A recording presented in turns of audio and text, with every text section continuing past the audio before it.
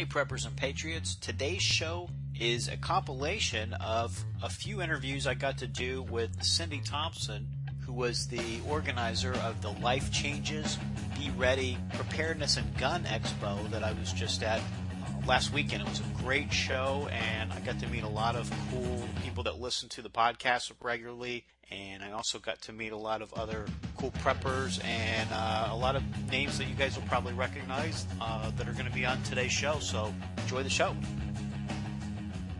This episode is brought to you by CampingSurvival.com. Whether your plan is to bug out or bug in, CampingSurvival.com has all of your preparedness needs, including bug-out bags, long-term storage food, water filters, gas masks, and first aid kits. Check them out online today at CampingSurvival.com. Be sure to enter coupon code Recon for a 5% discount on your entire order.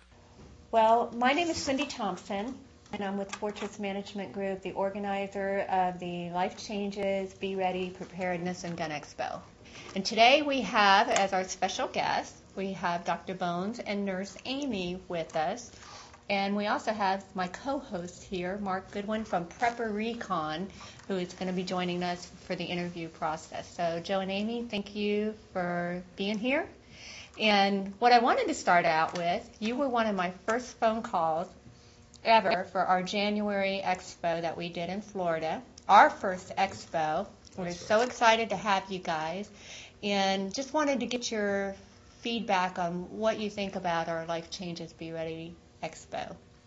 Well, we're very proud to be part of the Life Changes Be Ready family, and we really have thought that it's so important to have the preparedness put into the minds of the general public down in our state, where we have specific issues, with climate and a lot of other specific problems that relate to our state.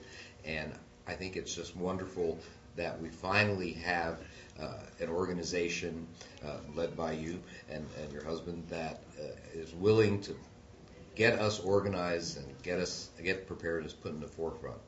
I will also say that there's been a lot of talk about Florida, and you'll hear preparedness people in other areas of the country who say, oh, you're from Florida? You better get out of there because you're never going to survive. And what we're seeing by going to these Florida preparedness events, there are a lot of people that have their act together. And we actually have a lot of positive reasons for being in Florida, and one of them is the year-round growing season. If you live in Maine, good luck growing food in January. But right. That's actually part of our growing season. So there's always something that we can be growing for food. So I think we have a real advantage. And also, we have a lot of water. So the things that people are really concerned about, we've got it solved. You dig a few inches deep in pretty much anywhere in Florida, and the hole fills up with water, and there you go. Yeah. Now, you guys do travel a lot, and you go to many expos, and do you find a difference in the attendees from one region of the country to another? Joe, do you want to comment on that? You want to know something? I think that, for the most part, people that are interested in preparedness are one community, and they're very similar in a lot of ways, but they're diverse also. I mean, we have spoken at, for example, Mother Earth News, which is politically at one end of the spectrum. We've spoken at various preparedness expos in Texas, which may be on the other end of the spectrum, and find that everyone has their own concerns as to what actually may tip society over the brink. But people are more and more aware that something is happening, and that we are on a spiral, and it's not an upward spiral, it's sort of a downward spiral. See, people disagree on the speed of that downward spiral, but most people are concerned, are beginning to, and our community is beginning to become more prepared. They call us 3%ers, just the small percentage of the population that's becoming prepared. But I see us being 4% next year, 5% the year after. I see a growth in our community. And I see it growing every day, actually. Even though some of these television series portray the preparedness world as not so sane, there are people who watch it. They might not make that same judgment. Right. They might see something that triggers them to become prepared. Mm-hmm. They're not looking at it from a general preparedness view. They're looking at it as someone who's never even thought of that possibility. And they wake up, even though they're seeing something that we think makes us look a little nuts, they don't see it. Mm-hmm. So these shows may have a negative connotation, but they could be putting a positive spin and a positive trail towards most of us being prepared in the future, which would be awesome. So one of the definitions of sane is conforming to the norm. And certainly people that are interested in preparedness really, at the present time at least, are not conforming to the norm. But if not preparing for disasters and not being ready with food storage and medical supplies and to be able to prepare for the common defense, if that's sane, then you want to know something, feel free, put on the straitjacket, throw me in the loony bin, but make sure you put me in there with some food and water and some medical supplies. Right. Now, one other question I've had, and I don't know that other guys is, I know you were a practicing physician. Yes. And a practicing nurse midwife, right? Yeah. So what took you down this path to teaching people about survival medicine? What did you leave your practice? Did you just retire? Did you see a huge need? What led you to travel the world teaching survival medicine, Joe? As we retired, we found that there were a lot of, I think, holes in our ability to meet the medical needs of a disaster. Around the time that we retired, Hurricane Katrina passed through. We saw some of the things that happened there. Since that time, we've had earthquakes, we've had wildfires, threats of pandemics, hurricanes, other hurricanes. We've had threats of pandemic, the 2009 swine flu, pandemic bird flu. The list is about that long. Right. Think about what it. has happened. Right. Think about it. Granted, each one of these events happening to you as an individual may be very, very small. But what is the likelihood that you will never experience one of these events to some degree during your lifetime or during your children's lifetimes? Not so small, in my opinion. And so that's why it's so important to be prepared. But the reason why we went into this after we retired, besides seeing all of these issues going on, was that we understood, we looked at the medical aspect, especially of these disasters, and we lived through Andrew. It was supposed to hit straight down County Line Road between Broward and Dade, and at the last minute it swung down. I lived on that line. Wow. I was expecting a direct hit of Andrew. It went south, and they didn't have medical. I mean, as a nurse at the time, and I was actually in school, my master's degree at University of Miami, that was the perspective I was looking at. What's going on with their medical care? Who's getting help?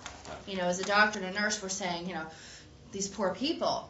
And then, of course, Katrina happened, and I looked at it from a medical perspective, and we just understood that there are people who don't think about that. They may have some food, they may have some water just by chance, because, people buy those extra things kind of typically in grocery stores, but you don't go to a medical supply store and say, oh, I need all of this extra stuff. You get a cut, a lot of times you don't even have a Band-Aid. You go purchase it when needed.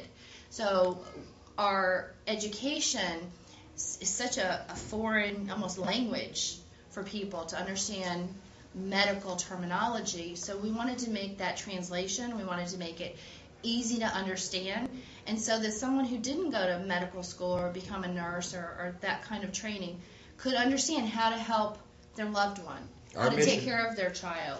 Our mission is very simple. It is to place a medically knowledgeable and willing to be medically responsible person in every family and every mutual assistance group in every area, so that we can have a better chance to survive these things that people have not survived after Katrina, for example. If you just had more people that were being able to be more medically self-reliant. I'm not saying that don't seek standard and modern medical care in normal times, but in the uncertain future, it's going to be important to have more and more of an ability to deal with these issues on your own. You can't do it unless you have supplies, and you can't do it unless you have knowledge, and you have to have an ambition to do this. Right. Well, you guys are doing a great job. You have your hands-on class with the suturing, which is sold out at this event, right? Yeah. 2 weeks ago. So there's definitely a need, and we appreciate you guys doing that. Thank you. Have a couple We're honored to questions? be here. I do. Now, Nurse Amy? Yes. Was Hurricane Andrew, was that the catalyst for you waking up to the need to prepare, or was it something else? To be honest, I grew up, I was born on Air Force Base, and I grew up in Georgia. And for most of my childhood, before I moved to South Florida, I had 4 acres of wildland there, trees, and we had motorcycles, and my father taught us to shoot at an extremely young age. I was 5, and my brother was 2. Wow. We had a BB gun that was taller than him. My mother wasn't terribly thrilled about that, but again, my father, we had the garden. We lived, my mother canned everything and home cooked everything. We went to farmers markets. We went to chicken farms and got our eggs. So, and my dad did a lot of bartering, and this was also during the gas crisis. So my dad had a big, huge barrel, and he would store gasoline, and so we would barter. So I kind of lived this without really knowing. We did a lot of camp, a lot of hiking.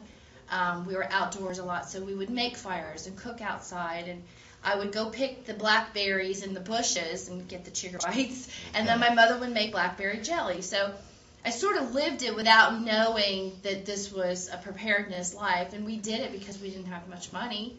I didn't know that either. I thought it was just a lot of fun. It was a frugal life, but a very knowledgeable life. And then South Florida, we didn't have hurricanes for many, many years.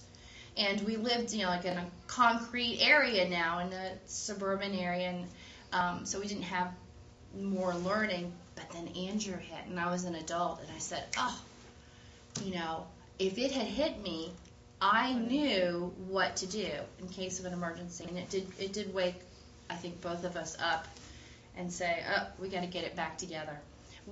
When you don't have these disasters for a long period of time, you forget. And Florida, for a very long time, had not had any major hurricanes since the 70s. And that's one thing our event is about. Sometimes we're not about a knee-jerk reaction to any one single event, but we're about a lifestyle, teaching people a lifestyle of preparedness and self-reliance. Right. So. Absolutely. Life changes, so it's important to be ready. That's right. You have to The be, motto. you have to be vigilant about keeping the normalcy bias from sneaking back in, because it creeps back in. You start watching Dances with the Stars and It's so easy. getting your Domino's pizza at the door, and you forget that, like that, everything can change. Mark, people want to live safely. They want to live in the bubble that I'll never get cancer, I'll never die, I'll never get in a car accident, my house will never burn down, no, a hurricane will never hit my house and destroy my roof, et cetera, et cetera. And we do have insurance for most of those issues. But what we're all talking about is having the preparedness insurance. And it's not something you can purchase a policy for. You actually have to do it yourself.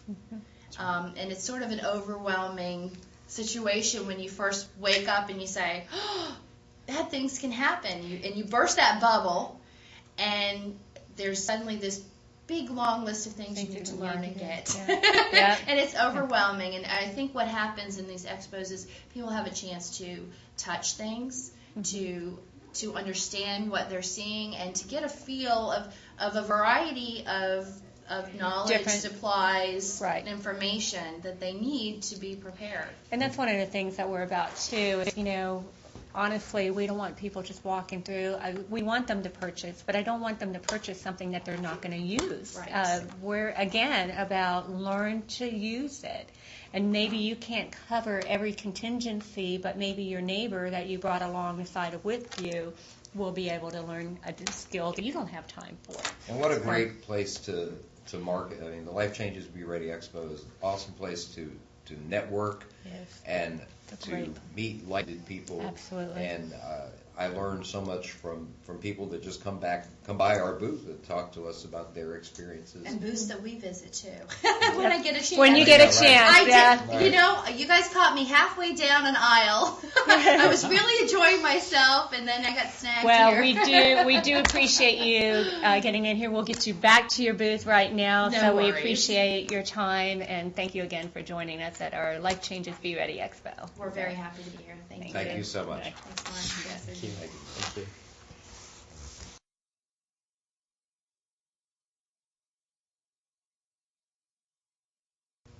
We're here at the Life Changes Be Ready Expo with Marjory Wildcraft. This is Marjory's first time at a Life Changes Be Ready Expo. We're so thrilled to have you. Thank you for coming. It's been awesome. Great, yes, and she's had some awesome classes and speaking presentations, and my co-host today is Mark Goodwin with Prepper Recon. And Mark, you have a couple questions for Marjory? Yes, I do. Thank you. Okay. Thanks, Cindy.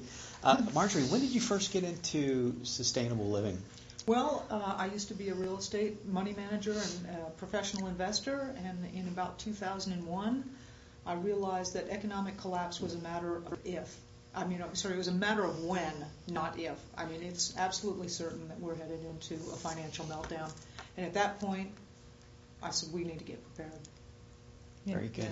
And what are 3 things that anybody could do to improve their sustainability as far as the way they're living life now? Well, as you may know, my emphasis is mostly on how do you grow food. That's what my particular knowledge base is. And when you want to growing food, the very first thing I recommend is you start small. Most of us as preppers, we're scared, we're freaked out, we think we got to do it all right now. Just start small. And in gardening, that's going to be a small bed, maybe a 50 square foot bed, even a 4 square foot bed. And that would also extend to the other areas of prepping, of learning, training, buying stuff. Just start small and move in small steps. The second thing I'd recommend is start to get to know your community. And in gardening, that would be get to know the other people who are planting in your neighborhood, and what varieties of tomatoes are they growing, and when do they grow it, what are the seasons. So people right in your own neighborhood, get to know your community. And the third thing that I would recommend, one of the key things about growing food is you need to have good fertility. Most of us don't have good soil. Right? Most people are gardening, and you were talking about gardening in sand. That's right. I have sand, people have rock, clay is a very common soil. So start a compost pile and start getting some fertility going. Compost is the black gold. If people talk about gold, they talk about bullets, they talk about Band-Aids. Compost. You're right. Absolutely. And we take all of that material and we stuff it in the garbage can and send it to the dump. Or we bag it up and have some truck pick it up, leaf bag day. Go grab some of that stuff, and use it. That's right. Good advice. Thank you. So how long have you been growing your own groceries? Well, as I said, we started right around 2001, 2002, Okay. And it takes quite a while to learn. You can start producing right away, but it does take a while. Currently, I grow about half of what I eat, and I feel very comfortable with that, with a busy life of teaching and homeschooling and all the things we do. And at any time, if I needed to, I could flip that on to 100%. And I tell you what, growing your own food is like printing your own money. Yes, it is. And you're going to be inured against hyperinflation. Yeah. Also, right now, the food supply is toxic. Yeah. Mm-hmm. You don't even want to eat the stuff in the grocery store. Mm-hmm. Right. And you are primarily organic, or are you all organic or not? I'm all organic, and I'm not only organic because it's a good thing, but in times of stress, when you have nothing available and you can't go to the grocery store, you aren't going to be able to go to the feed store, and you're not going to be able to buy chemicals. You need to be organic because organic is and sustainable. you need to find those natural ways to right. deal with the problems that we have, whether it's certain insects and how to get rid of them organically. That's right. Yeah. And there's a lot of, I love it because there's a lot of I don't know what you want to call them, just crafts of the trade, if you will, that have been around for generations and generations that we've kind of lost sight of. But it's simple stuff you can do. Can you name a couple things that you can do? Crop rotation. So don't plant the same thing in the same spot over and over again. Most insects have a cycle where they go into the ground and burrow and come back up. So if you change the plants out, then they're on the wrong plant. So number one. Number two is a lot of diversity. mix your plants up. The one reason we have problems with monocrops is that it's all one thing, and the insects go, oh, here's one, here's another one, here's another one, here's another one. They just keep eating the same thing. But if you got tomatoes here and green beans here and corn there, then it confuses them and they can't eat all of that, so it stops. So there's a couple of ideas, but there's a ton. And as I said, in times of stress, I mean, humanity grew. This is how we grew food. Right. For all of Absolutely. our. Yeah. Yeah. And that's what we're about at the Life Changes Be Ready Preparedness Expo. We're about learning skills that we've kind of lost over the generations too. And we love having people like you at our event to educate people. And you have a hands-on skills class that you did here too. We did a home butchering class. So basic skill. I mean, everybody's grandmother used to know how to process a chicken. You would send your kids out. You'd say, hey, go get a chicken for us. We're going to have dinner together. The kids used to know how to do it. Yeah, and we've lost that, haven't we? What's astonishing, it's been only 2 generations. You're right. You're right. Yeah. So we're grateful that you're here. Thank you for putting yourself on the floor. You've been very interactive with our attendees, which is another thing that we really enjoy at our expo, is that all of our speakers interact and continue to teach outside the classroom. So we appreciate that. It's a fantastic expo, and I keep hearing so many comments from people. And I have to say from my own experience, this is one of the best well-run expos ever, and just great teachers, great vendors, and really comfortable space. I've taken care of here. So you did a fabulous job, Cindy. Thrilled to have you. Yeah. Thank you. It's a treasure trove of information, it really is, Cindy. Yes, it is.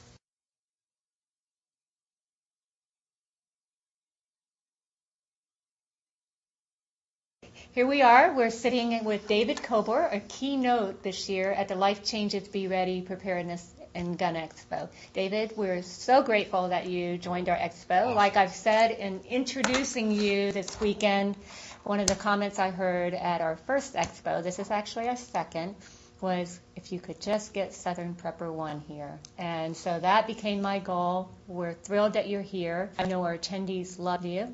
And just wanted to get your thoughts on our expo. I haven't really had a chance to sit down and ask you that, and just see what you think of Floridians. Your first time in Florida, too.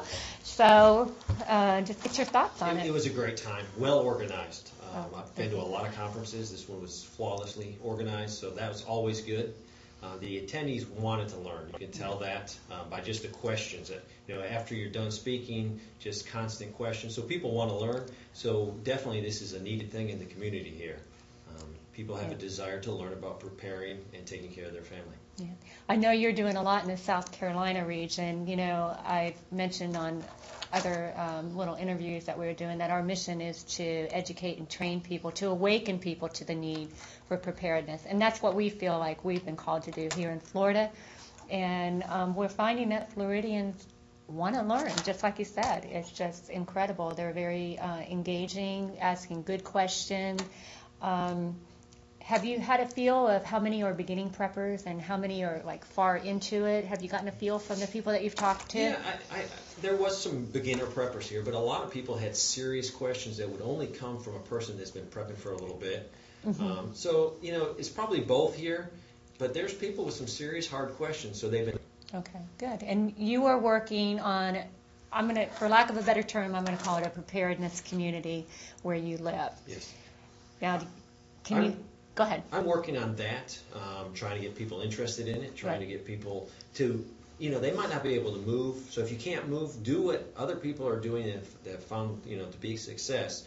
Organize your neighborhood. Right. Get people involved. Because if you can't move, whatever crisis happens, you're going to have to, live where you are. Right. So make the best of it. That's right. And that is a little bit about the community and, again, families. We've tried to do that where we live, too. We feel, right now, we're in Florida, and this is where our children are here. Got 3 in college. I don't see us moving anytime soon, but we're trying to educate all those around us, so we're around like-minded people. Now, Mark, do you have a couple questions? I do. David, you did your Minuteman series, which is very, very popular on YouTube.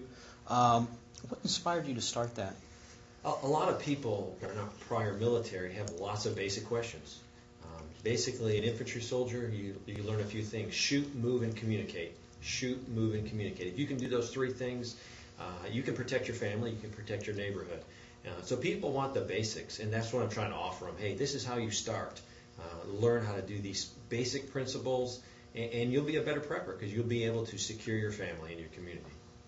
And one other thing, where do you consistently see preppers falling short? A lot of preppers buy a lot of things, and they put them back. What they need to do is get anything you buy for prepping could be used in a life-threatening situation. So get it out now when the sun's out and there's no problems, and try it out. From a tent, set your tent up. Figure out how you can do it in the dark. So if you do have an emergency, it's at night, no problem, I can set my tent up. From solar ovens to cooking outdoors, whatever you buy, you practice from now.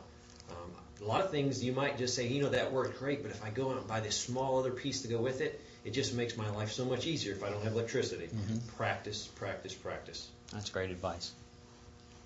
One of the things I wanted to ask you, I don't think I've had a chance to ask you this. I know you've been doing your YouTube channel for 3 years now. What prompted you? Did you just think, people have been asking me questions? Is it people in your community that started asking questions? I mean, before you became Southern Prepper 1, as we all know you now, what started that for you? Probably the desire to educate as many people. Years before that, I was educating small groups of people. Okay. But when you go there and you meet and you share, but when you leave, you can't share that information with others. So by putting a YouTube video out, anybody, anywhere can sit down, watch that video once, twice, get other friends involved, and hey, watch this. Let's see how this is done. So just the ability to share when I can't be in person everywhere. Right. And you mentioned one time to me that you get tons of emails. Is there any one topic that people, you've got a wide variety of videos out there. Is there one topic that you feel people either gravitate towards or want to learn more about, or they're weak on, or Yes. The biggest question I get is, I can't find other preppers. How can I find other preppers? That question I get every day. It's easy ways to purify water. That's an easy thing to do. Buy something, practice, learn it, you can do it. But developing friendships in a community and finding other preppers to network is the biggest question I get, and it's the hardest thing to do, but it's the most important thing to do as preppers. Unite with others, and you'll learn so much, and you'll be better off. You learn a lot, and you won't be, we can't do it all. We all can't do it all. It does, really take other people, other knowledge, bases, and so. But one of the things that in the prepper community is that a lot of people want to, they don't want themselves to be out there and be known as a prepper. So how do you overcome that? Like, how are you overcoming that with what you're doing where you live? Are there those people that want to kind of stay in the background and not, but yet how do you network? I guess is my question. Do they want to network, but yet they don't really want people to know what they're doing? So how do you overcome that? How do you teach people to go beyond that? The hard question is, after you get networking, then it grows, and you meet more preppers, and you're not afraid to share because you're sharing with a prepper. You're not sharing with someone that's, thinking you're a little strange. So after you get that network established, you're just sharing. Being a well-grounded person in your community, other people say, well, if he's starting to prep, maybe I should look into it. So just being a good example to your neighbors is also another good thing. Well, we've found the more, people that you talk to, the more, like you were just saying, the more you learn. And actually, in all honesty, as being the organizer of this event, it is such a great community, it's just prepared. It's just solid families and just all around. It's just a pleasure to see our attendees. I'm being really honest that it's just, there wasn't one event out on the floor. It's just a great group of people. Quality people trying to learn something. Yep, absolutely. People I would like to have as my neighbors. Right, Definitely. right. And I think for the most part, the goals are the same. We're going to be interested in our reasoning. We're doing a survey as to why people prep. I'm really anxious to see the results. Let me ask him. I asked one of our other speakers. We have a survey going. I don't know if you're aware of it, but I haven't seen it yet. It's just a simple card at the door. There's no name attached, email, phone number, anything. Why are you preparing? And we've got about 5 things down there. And one of them is government overreach or intrusion. Another one is an economic collapse, natural disasters, and terrorist attacks. And I forget, or other, I think might have been one of them. What do you think it'll be? I prepare for everything, but I think the most likely that will have a huge impact on my family is an economic collapse. Yeah. So by preparing for that, I'm also preparing for every little storm that can come up. But Yeah. economic collapse would be my number one. Yeah, and I think that's one of the ones that we're going to find at the top. I know you will, because that's what I see with talking to people. Yeah. Mark, do you have any questions? No, I think that just about covers it. Yes. Well, Thank you very David, much. it's been a pleasure to have you It's been an here. honor to be here. I've enjoyed it. Thank you. Thank you.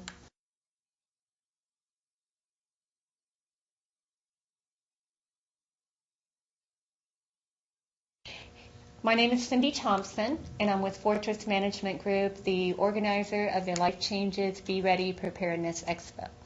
My co-host today is Mark Goodwin from Prepper Recon, and our guest is Dr. Kirk Elliott from Colorado, representing the McAfee Group. Yes, McAfee Group, America's Financial Doctor, is where I talk about all these services that I offer, and so thanks for having me. Yeah, you are welcome. We're glad to have you here. This is your first ever Preparedness Expo, as I First am ever. getting. Yes, because of your invitation. I wouldn't be here if it weren't for you. Well, and let's go over why I invited you. I was headed to an event, Mark, to speak about our expo. And on the way down there, I had told my husband I needed somebody. I thought I try and cover in our speaking lineup every aspect, for the most part, that people might want to hear as far as preparedness. And I had told him I need somebody on precious metals, and I didn't have anybody. And I went to this event, did a little, 5-minute thing about our expo. And the speaker that night, all the way from Colorado, didn't know who he was Dr. Kirk Elliott. Heard his presentation, beelined it afterwards, went straight down and said, "Can you come back in November?" And he looked at his phone on his calendar and said, "I think I can. I'll let you know in a few days." And in a few days, he was on board, and we're just thrilled to have him. So my question is, what do you think about this event? What's been your overall impression? I'm very impressed. Not really knowing what to expect. First preppers type conference, but Cindy, the people here just salted the earth, and they're taking what society gives us and the dependent mentality of our culture.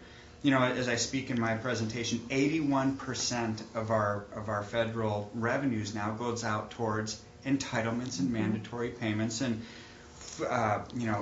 welfare and women, infant, children programs and food stamps and Medicare and Medicaid and Social Security and all that. Well, this group of people is amazing because they're saying, no, we don't want to rely on somebody else for our livelihood. God is our protector and our provider, and we want to be more self-sufficient. It's like, this is amazing to me. It's like, what? If all of society were like this, we wouldn't have the dependent culture that we have. Right. We wouldn't have the national deficits that we have. And for example, let's take Obamacare. We never know if we're going to have coverage on that or not. We don't know what quality of coverage. We don't know if we're going to have waiting periods to see a doctor. Well, some of the people I've met that have essential oils and herbal type remedies and acupuncture, it's like, this is amazing.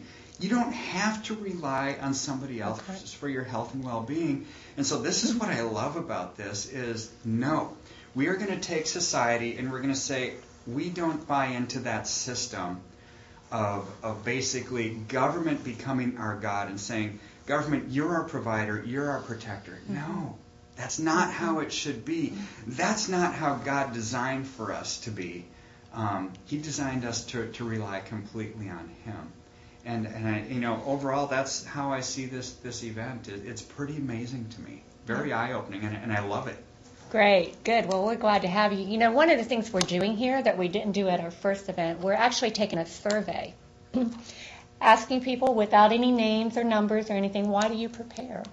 And I'm going to be really interested in the results of that. I have my suspicions, I don't know of any statistic out there, so we'll just do our own little thing. But of the people that you've encountered on the floor, what would you think that they're mainly preparing for? Is it a natural disaster, or is it an economic collapse? Is it, government intrusion into their lives, like you were talking about, and government overtake of the areas that we should be responsible for ourselves? What do you think it'll be? Yes, yes, and yes. all of the above. They're just, they're just changing for a change in life. Whatever that may be. But we're, really what it boils down to with the people that I've talked to is they realize that there is our freedoms are being eroded. Our political freedoms, our economic freedoms, our personal freedoms, our religious freedoms, they're all going away. And so realize, hey, if one of them goes away, really all of them go away. So they're just getting prepared for really a collapse of our culture. Right. From my point of view, I think the dollar is going to collapse.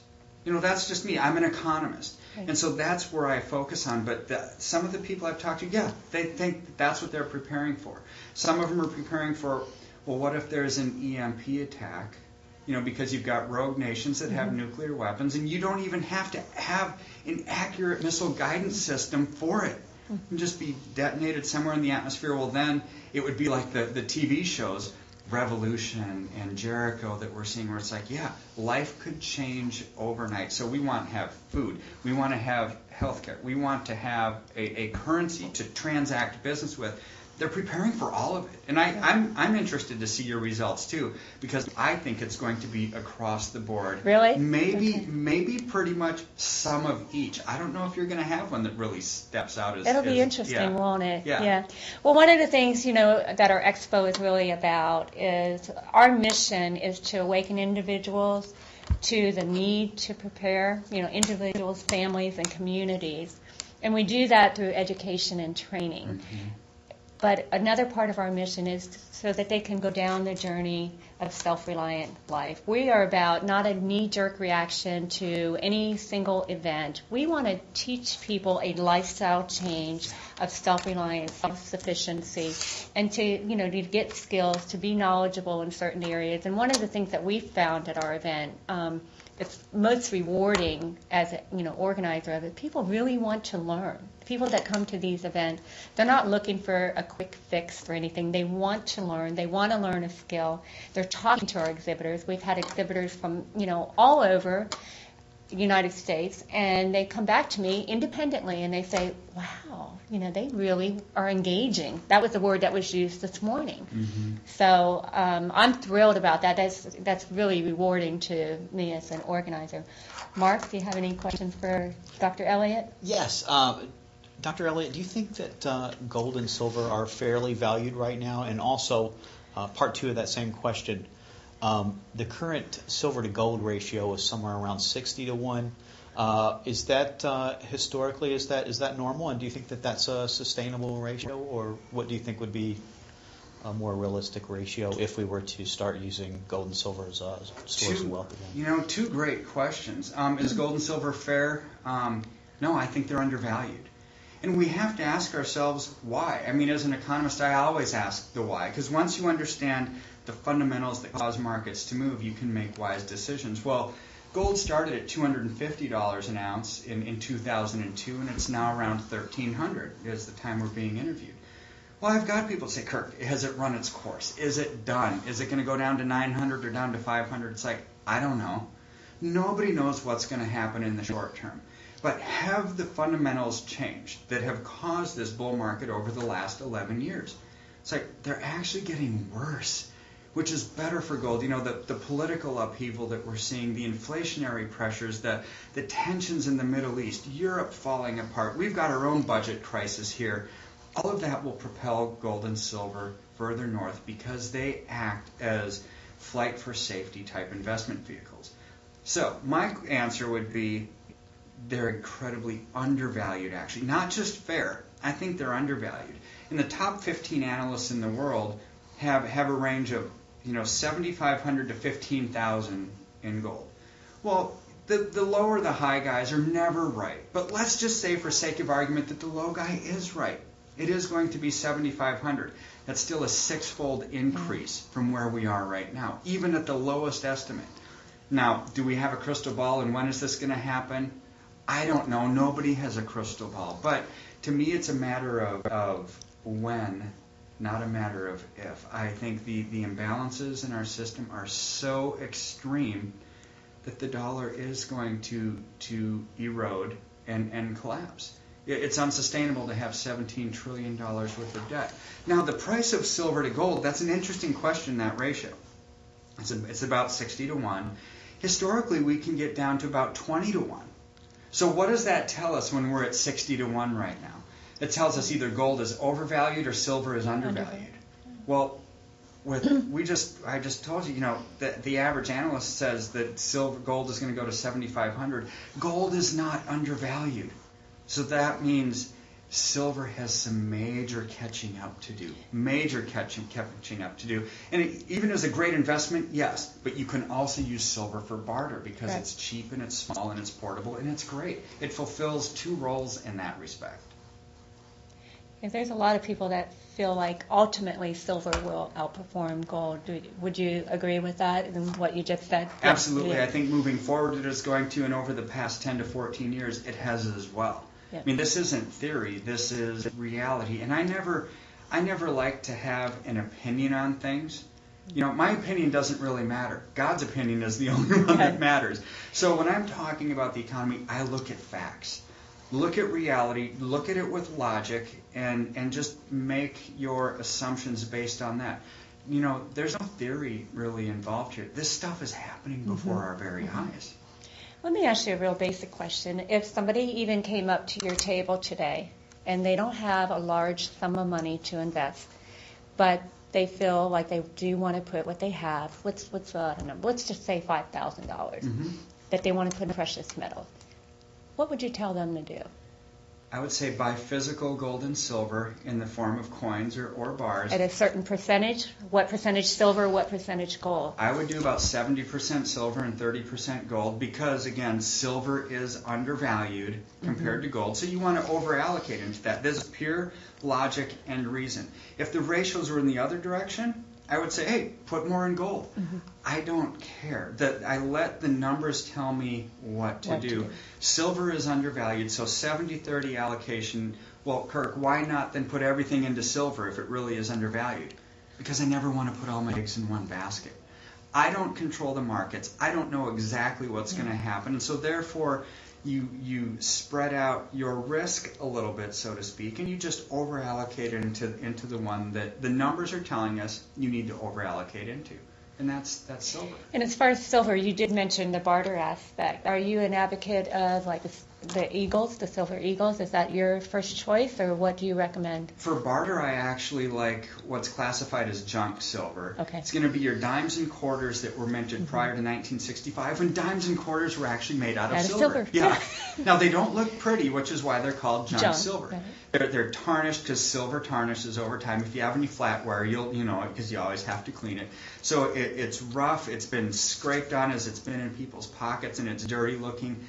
Doesn't matter. Cheap silver, you're just buying it for the silver content, not actually any premiums for collectability or anything like that. I love that for silver. But no, that's hard. Junk silver has run out at the depositories. Yeah. And so the premiums are starting to expand. So then a second option would be silver eagles or silver rounds, just cheap cost per ounce silver. And those are still great values. It's not like one is horrible and one is good. They're all good. It's just a matter of preference because they're all cheap cost per ounce. And they're a level of bartering. You don't have to buy a chunk of anything or anything, but they're at a bartering level. That's what I like. Exactly. And when we get to a barter economy, silver is not going to be $23 an ounce. It's going to be $50 an ounce, $100 an ounce, $200 an ounce, because life as we know it will have changed. Well, gold will be probably $5,000 an ounce. So what would you rather have to barter with? Even if you had a large silver coin, a 1 ounce coin, you're still dealing with, $100 at that point, as opposed to a $5,000 piece of gold. Right. Gold isn't really good for barter. It's great for investment returns, as is silver, but silver is really good for barter too. Right. And do you see us headed towards, a barter type environment? What is your thoughts on that? Yeah, and again, not really opinion. If you look throughout history, 100% of the time, those aren't real good numbers to overcome. 100% of the time, every country that has had a fiat-based currency or a currency that doesn't have tangible backing to it, where they can just print at the whim of the government, has collapsed. Yeah.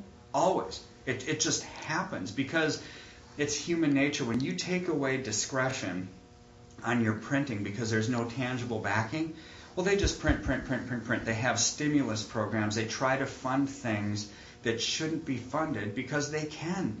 They have a printing press. All you do is you press the red button and it works. It's like magic. Well, this is the problem, and this is always the case because this is the ugly side of politics, and this is the nature of man is, hey, we're going to enact policies that will get the most number of votes. Well, what gets more votes?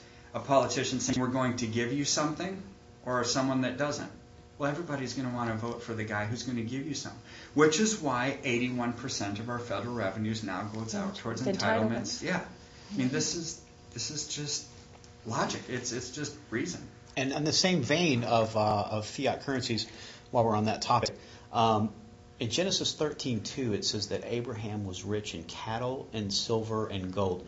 Now, how long has the dollar existed in its current complete fiat form? Well, since 1913 is when the Federal Reserve Act was passed. And for a while there, it was completely convertible with gold. Back in 1920s, you could take a one ounce of gold, it's called a $20 double eagle, and exchange it for a $20 bill. You could go to the grocery store and just go back and forth. The question is, what would that buy you? To me, today. And well, what that would buy you is like a finely tailored men's suit, a shirt, a tie, a belt, and shoes. Okay, you could give them a $20 bill or 1 ounce of gold, and that's what it would get you. Fast forward to today, 100 years later. What does a $20 bill buy you? You can still get the socks. Yeah, well, really, you could get the socks. You can't even go out on a date night to Chili's with your husband or wife for $20. But the 1 ounce of gold at $1,300 an ounce still buys you a finely tailored men's suit, a shirt, a tie, a belt, and shoes. It has maintained its purchasing power. So even though the U.S. dollar has collapsed 98%, it's lost 98% of its value, the gold has still... So I look at gold not necessarily as a phenomenal investment, even though it is. I look at it more as insurance policy kind of against has a the staying collapsing power. currency. Right. Absolutely, yeah. Well, we appreciate your time today. We don't want to go too long. We got to get you back out on the floor, and you're speaking this afternoon too. So that's we're right. just You're grateful. cracking the whip, and I got to go out there and talk. We warmed you up. How about That's right. that? Thank you. But thank you for being here today. It's my pleasure. Thank you. Thanks, Dr. You bet.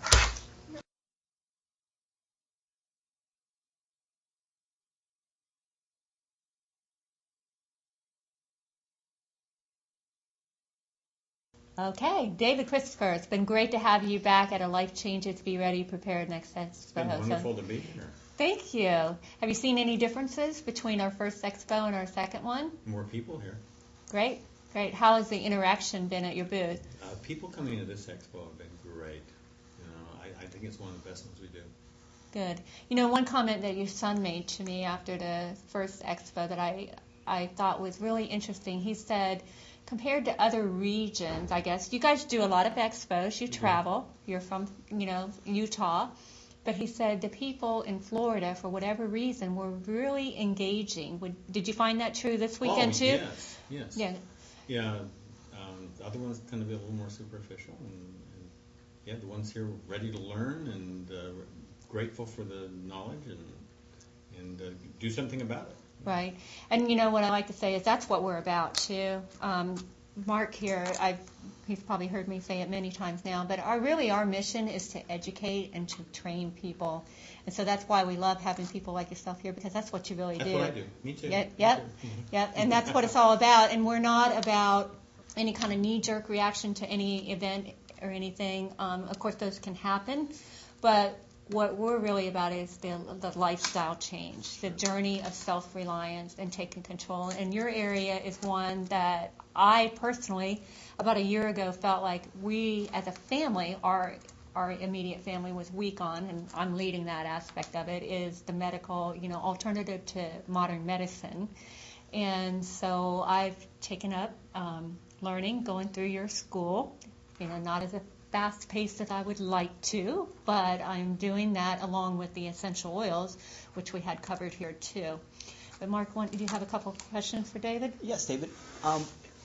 If for any reason that pharmaceuticals were no longer available, what would Yay! be... What a glorious day, huh? What would be the 3 things that a person could do now that's just getting started out to prepare for that day or to transition to that day? Our first aid herb is cayenne pepper. Cayenne pepper will stop a heart attack.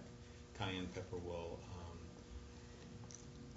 do just about anything you need in first aid. It's the first aid herb. Someone going into shock, you give them some cayenne, they won't dare go into shock after that. It's the stimulant, So yeah, you name it, cayenne pepper is the first aid herb.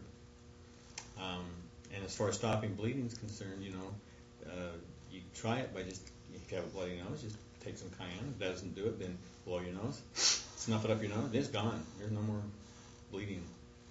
And we had this one student who just really thought it was great about it stops bleeding. And he went and gave a class and didn't even know, had never used it before, and gave a class on it.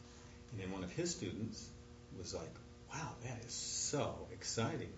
So he goes home and he tells his dad, he goes, we learned that cayenne pepper stops bleeding. We should have had it over now and we could have saved lives. The dad goes, yeah, sure, right.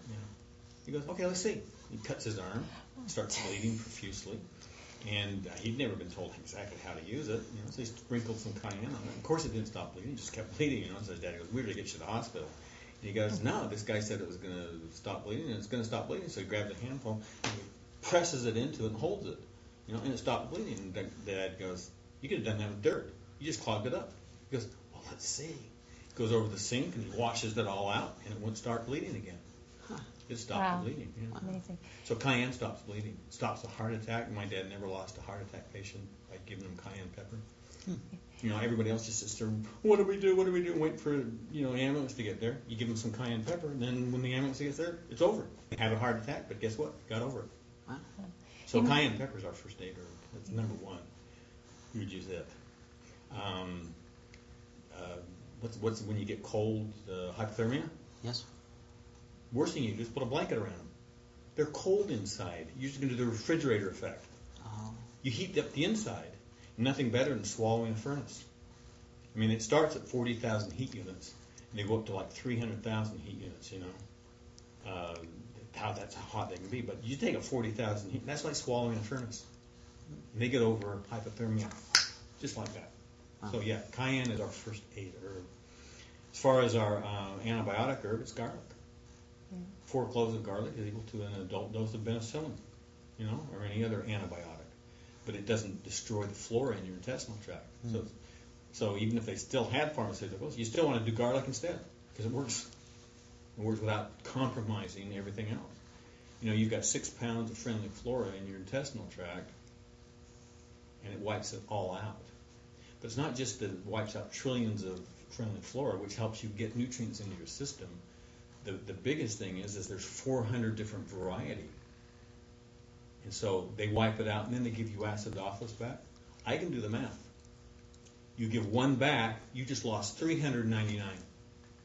And like one of those flora, it eats your mucus, and then it excretes vitamin B12. That's why B12 is not a lot in the film a lot, because you make it. Unless you took an antibiotic, then you can't make it anymore.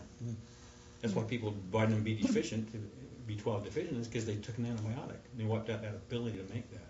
So, cayenne, garlic, anything like that. Garlic's the thing we'd use. Viruses, bacteria, parasites, So those 2 herbs for sure. And then a healing herb would be comfrey, which the FDA tries to ban, but it's the most healing plant out there. We've seen miracles with comfrey. And the burn paste, one of the worst things you can do if you get burned is go to a burn clinic. Talk about torture.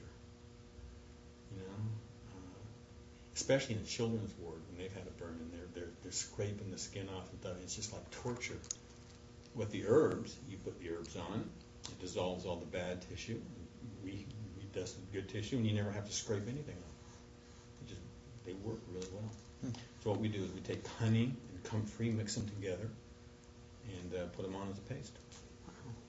And wheat germ oil, that helps too. So we do wheat germ oil, honey, put a paste on, heals the burn. Don't have to go through all that torture that you do with the scraping all the skin off and stuff, pulling it off. And you don't have scarring. You just find any burn clinic that can tell you they won't have scarring.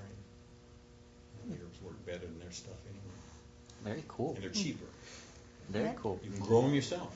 What would be the dosage for garlic if you had, let's say I had a throat infection, like strep? Would I take it 4 cloves 3 times a day for 10 days? Would I take it like a antibiotic? Since strep is so close, then what we do is we take a tablespoon of honey, okay, take 4 cloves of garlic, press it into a plate, all right, let it sit there, and then you take a 1/4 teaspoon of cayenne mixed in the honey, okay, and then you take the garlic that's been sitting there for about 10 minutes. You allow the allicin to be created. It's created when you crush it. You put that into your honey and cayenne, okay, and then you take that down like a 1/2 teaspoon of that every half hour. Don't wash it down. okay, And then it coats the throat. The cayenne is a rubefacin. It brings blood into the area, brings the immune system into play. The garlic stimulates the immune system, and the garlic is also antibiotic. And you get rid of the strep usually within 24 hours.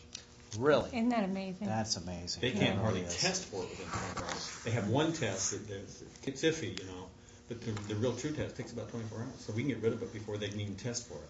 That's amazing. I was asking him earlier if I could come out for a week. I need a week of this and just learn it. But, one of the first things I ever read that you put out, your dad's book and the journeys that your dad, is amazing stories. I mean, just amazing. And so you have lived this. Your dad lived it and practiced it. You saw it. Sure. Now I see your kids involved in the business aspect of it and living it too. Mm-hmm. Can you comment on how do you think your family's medical situation? None of them are on drugs. Yeah. And it's really interesting. You get to be about 7 years old. The average amount of drugs that a 70-year-old is taking, what is it, 9? Over, I don't know. 9, yeah, 11. I'm sure it's. They're Yeah. on that many drugs. Yeah. And people I know, they'll go in for a checkup at 70-something years old, and they'll say, "Which drug you're on?" And they'll go, "None." No, which drugs do you on? It's like, "None." I was just down in Brazil, and this woman, she's 90 years old, and she's on, I don't know, she opened up that drawer, and it's like so many different drugs, And, they'd probably say, "See, we kept her alive to be 90. Her mom was in her 90s, never took a drug, Yeah. In fact, I remember when I was down there visiting before, and they were all a little bit younger, and her mom was out there in her late 80s scrubbing the sidewalk. And I'm going, what's she scrubbing the sidewalk for, She needs something to do. Down on her hands and knees. This gal can hardly get in and out of a car. So, yeah, she's in her 90s, but her mom did much Lived better a life, than her yeah. without taking Right. stupid drugs. Right. Understood. Right. Quality of life. Mm-hmm. Yeah. Right. Well, there's a lot more that we could learn, and we sure appreciate you being here again. And I highly recommend anybody to go through your course. And you're offering a special right now for our event attendees. So Yeah. let's go natural what healing. we have is our first level of 22 levels is available. And that one level, if you take it, you'll know more than any doctor knows about taking care of your family. When you take that level, it's a $495 course. But we put it online, which saved us money. Yeah. A lot of money. Yeah. So we made it $295. And it Good. shows we do it for $100. Great.